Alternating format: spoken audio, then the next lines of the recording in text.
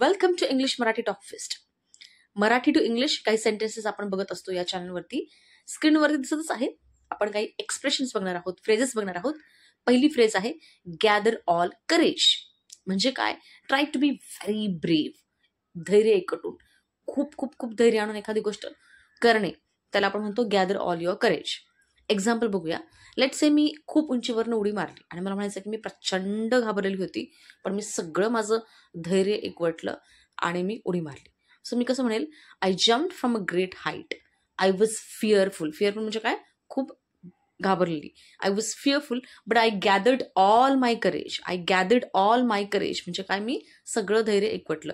आता गॅदर्ड का? कारण की ईडी का लागली? काय आहे? कारण की पास्ट टेन्स आहे. ओके. फ्युचरमध्ये म्हणायचं असेल तर ओके, तुला इथून उडी मारायची आहे बघ, you will have to gather all your courage. Okay, तुला तुझं सगळं धैर्य एकवटावं लागेल. असं काहीसं ते सेंटेन्सेस होऊ शकतं. फ्रेज आहे टायर्ड ऑफ. टायर्ड ऑफ म्हणजे दमल्यामुळे किंवा थकल्यामुळे कंटाळा येणे एखादी गोष्ट करण्याचा. फॉर एक्झाम्पल आपण म्हणतो ना, मला यार दररोज त्याच ऑफिसला जायचा कंटाळा आहे किंवा तेच काम करायचं कंटाळा आहे. How will you say that? कसं म्हणाल? I am tired of going to the same office every day. Tired of plus वर्बला आयएनजी लावायचं.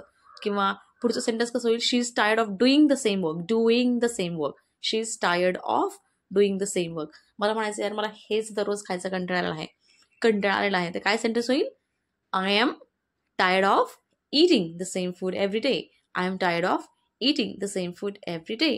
नेक्स्ट फ्रेज बघूया. अग्रीड विथ म्हणजे च्याशी सहमत असणे एखाद्या व्यक्तीशी. ओके, च्याशी म्हणजे एखाद्या व्यक्तीशी सहमत असणे.